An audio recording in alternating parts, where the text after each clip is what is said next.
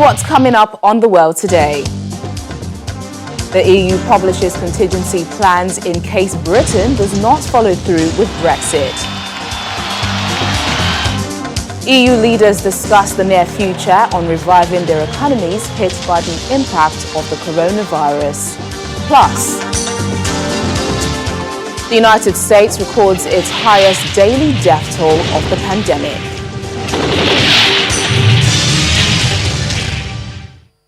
Thanks for joining us, everyone. I'm Teniola Shuboale. It appears that the European Union and Britain are not anywhere near wrapping up a Brexit deal to allow the UK exit the bloc by December 31st. It became more apparent after talks between the UK Prime Minister and the European Commission President, Ursula von der Leyen, ended without agreement. The EU is now preparing for the eventuality talks will collapse before the deadline. We'll have more on those talks in just a moment, but back in London, there were mixed views on the progress of the talks, as Britain warned the EU that it must make significant concessions to break the impasse in Brexit trade talks by the end of the weekend.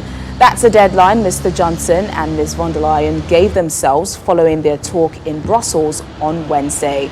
Out on the streets of London, while some people say they were happy to see the Brexit talks fall off a cliff, others think otherwise.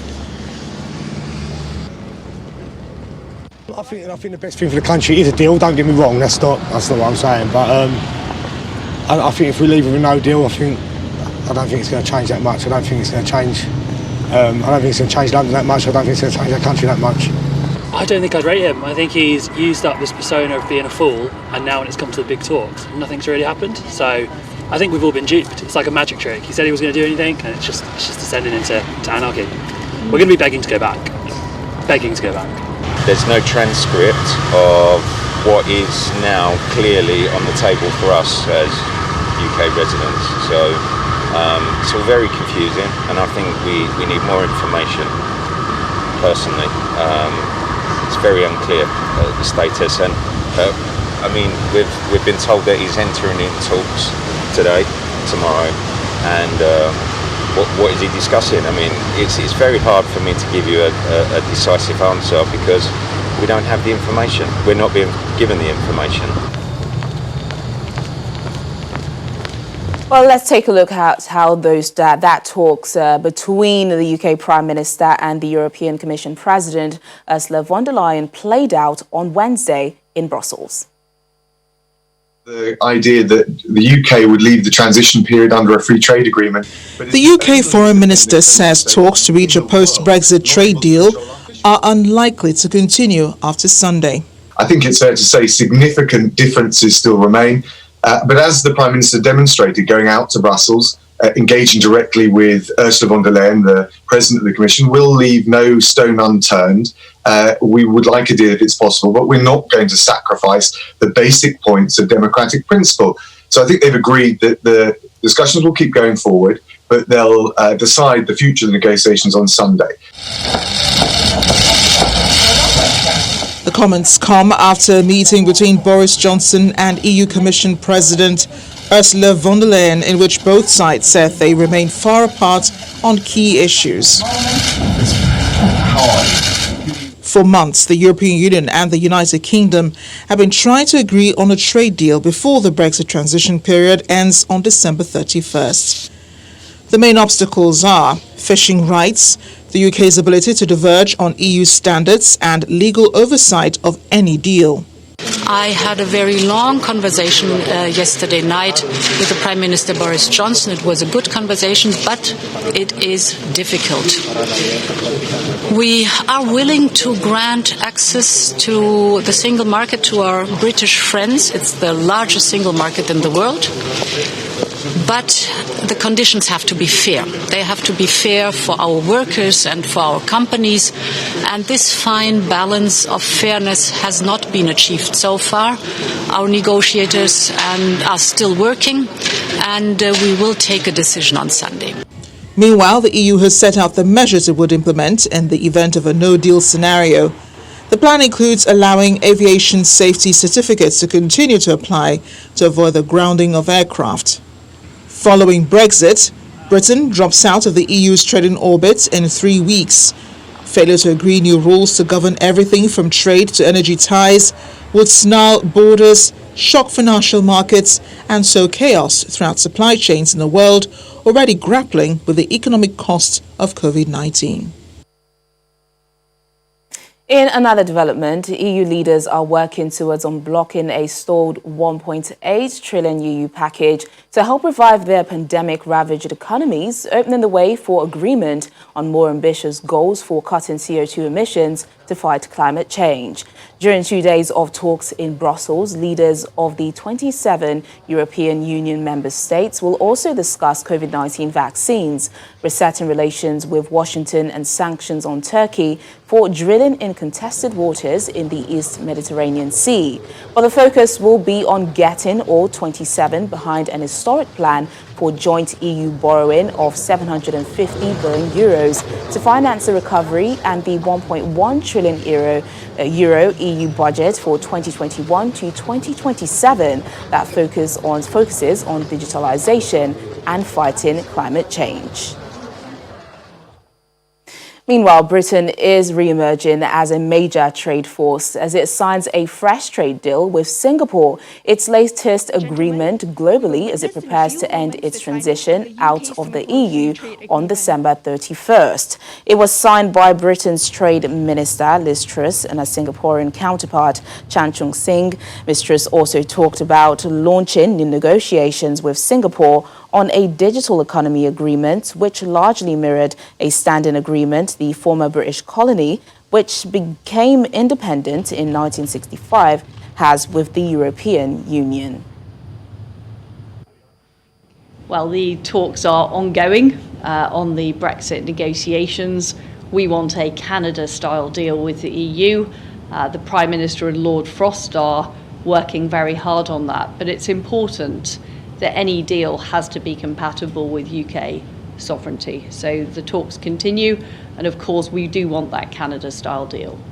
Well, first of all, yes, I'm here in Singapore to sign the deal. That's what we did today. It's our second largest deal in the Asia-Pac region, worth over £17 billion. And what we're also doing is launching new negotiations on a digital economy agreement, which will go further and faster in areas like the free flow of data. And of course, the UK and Singapore are both very forward-leaning on digital.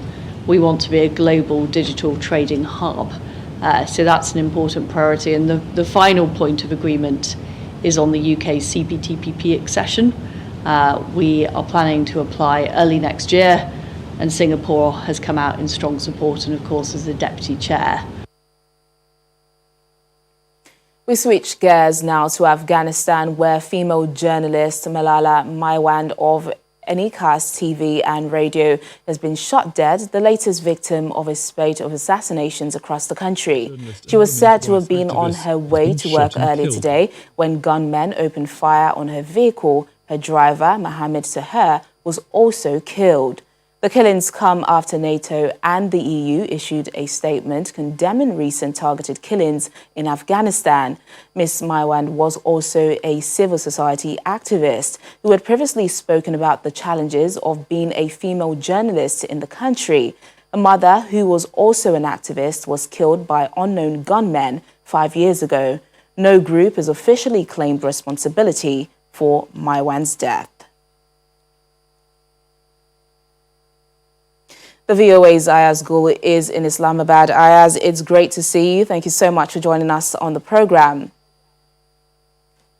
This appears to be a calculated attempt against Maiwand, who was not only a journalist but an activist as well. How do journalists stay safe in a society where their lives are frequently under threat? Well, obviously, if you look at the number of journalists killed in Afghanistan, with today's murder of Malala Maiwand, it becomes the number has risen to at least 10 journalists killed in this country, which means so far Afghanistan has been the deadliest nation across the globe this year. And the reason is that we have had a number of assassinations, high-profile assassinations of journalists, human rights activists, and people, education experts, and other civil society representatives.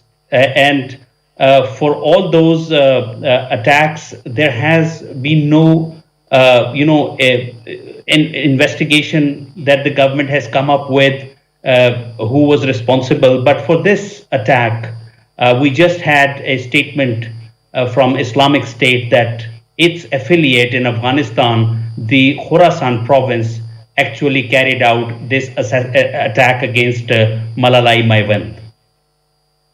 Well, how is the government treating this? You've just said that there has been a claim of responsibility. What more? Why was she targeted?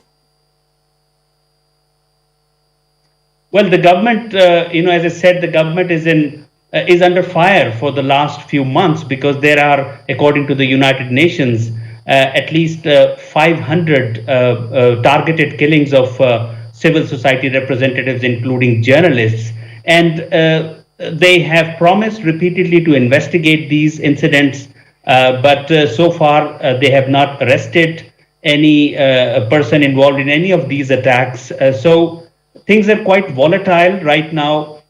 The government is engaged in peace talks with the Taliban, but at the same time, we see that Islamic State has carried out a number of attacks in Afghanistan, including the one which occurred today in Nangarhar province. And just let me tell you that that is the province in Afghanistan from where Islamic State launched its operations, and it still has bases in this province and in the neighboring province of Kunar. So it seems that Islamic State is becoming a challenge for the authorities, even though the government and Taliban are holding peace talks so that this war could be ended and the two forces could join hands to fight off this threat that the Islamic State is posing to the country.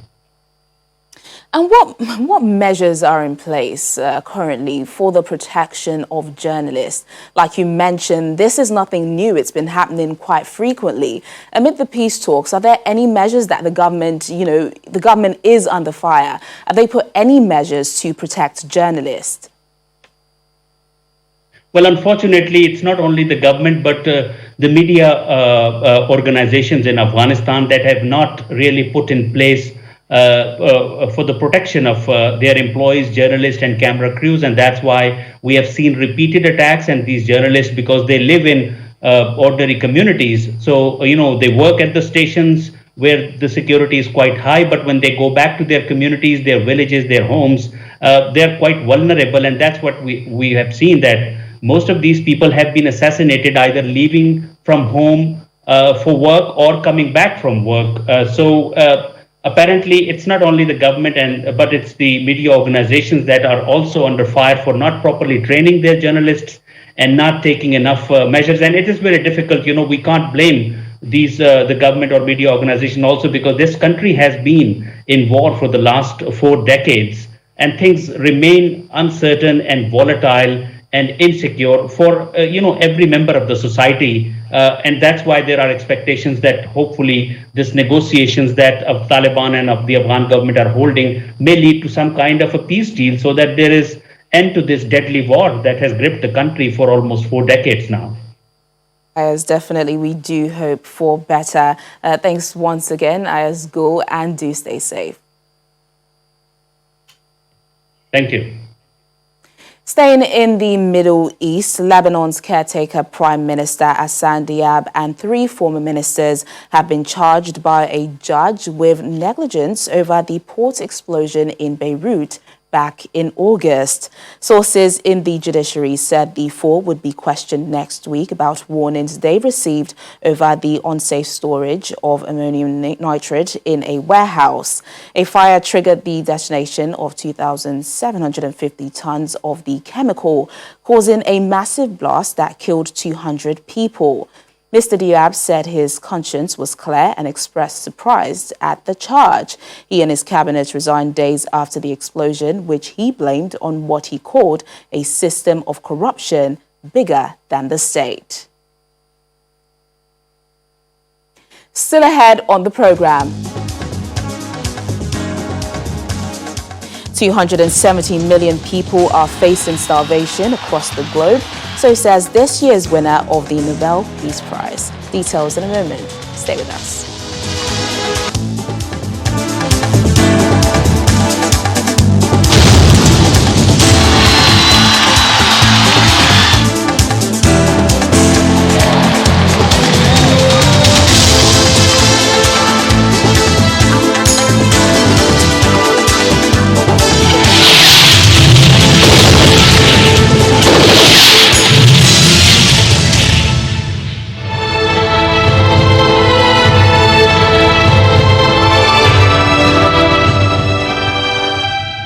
Welcome back, and keeping an eye on those COVID-19 figures as the United States records more than 3,000 deaths in the last 24 hours. This comes as the country gets set to approve the Pfizer-BioNTech COVID-19 vaccine. Here's more on this and other development on our COVID-19 Global Update. More than 3,000 people in the United States lost their lives to the virus in the 24 hours to Wednesday. According to data, while the US saw a big drop in daily deaths in the summer, the average now is around 3 times higher than October. More than 200,000 Americans are now testing positive for the coronavirus every day on average. Many, including Anthony Fauci, the top U.S. infectious diseases expert, warned that a spike was likely after large numbers traveled to be with family for Thanksgiving. Elsewhere, Germany has set a new record for daily COVID-19 deaths, with 590 fatalities recorded over the past 24 hours. The country also recorded more than 20,000 new cases of the virus. Health officials warned that virus infections and deaths are likely to rise further in the coming weeks. As a second wave is officially declared to have hit South Africa, the nation's teenagers are being blamed for its spread. The health minister says most of the new surge of infections are affecting those aged between 15 and 19. South Korean authorities are scrambling to build hospital beds and shipping containers to ease strains on medical facilities stretched by the latest coronavirus wave, which shows little sign of abating, with 682 new cases.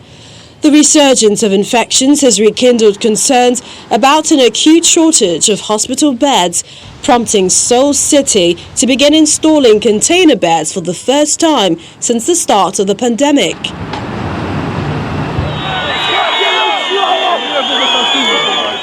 And finally, hundreds of protesters took to the streets of the Albanian capital, Tirana, on Wednesday night after the police allegedly killed a man for breaking a coronavirus code.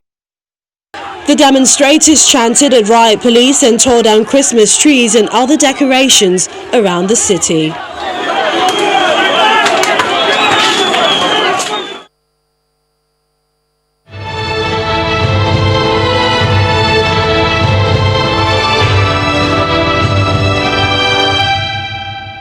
In other news, Hunter Biden, son to the U.S. President-elect Joe Biden, says his tax affairs are under investigation by federal prosecutors in Delaware. They are looking into his business dealings with foreign countries, including China, an investigation that reportedly began in 2018 before his father announced his bid for the presidency. Let's remember, Hunter Biden was a frequent target of Republican criticism during the 2020 election campaign, focusing on his business dealings in Ukraine and China when Joe Biden was vice president in the Barack Obama administration. Hunter says he's confident he would be shown to have done no wrong. Meanwhile, the United States says Pyongyang squandered an opportunity to fundamentally reinvent its relationship with the United States during Donald Trump's presidency. So says U.S. Deputy Secretary of State Stephen Biegun. Biegun says he will urge his successors to continue engagement. He was speaking to a think tank in Seoul during a visit to meet with South Korean security officials. He admitted, though, that he was disappointed denuclearization negotiations had stalled and that more progress was not made during his time leading those efforts. Regrettably, much opportunity has been squandered by our North Korean counterparts over the past 2 years, who too often devoted themselves to the search for obstacles to negotiation instead of seizing opportunities for engagement. This vision was a bold one, and it made the many advocates of incrementalism uncomfortable. And while it has yet to deliver fully upon the success we hoped for, it is worth taking a moment to outline the actions we were prepared to take in our discussions with North Korea after the Singapore summit. The war is over. The time for conflict has ended, and the time for peace has arrived. If we are to succeed, we must work together, the United States, the Republic of Korea, DPRK. At least 217 million people around the world, equivalent to the combined populations of Germany, Britain, France and Italy, stand on the brink of starvation. That's according to the head of the United Nations World Food Programme, David Beasley, as he accepted the Nobel Peace Prize on Thursday on behalf of the organisation. From the WFP's headquarters in Rome, Beasley said because of wars, climate change and the use of hunger as a political and military weapon, more than 250 million people were marching towards starvation. And he warned that failure to address their needs would cause a hunger pandemic that would dwarf the impact of COVID-19.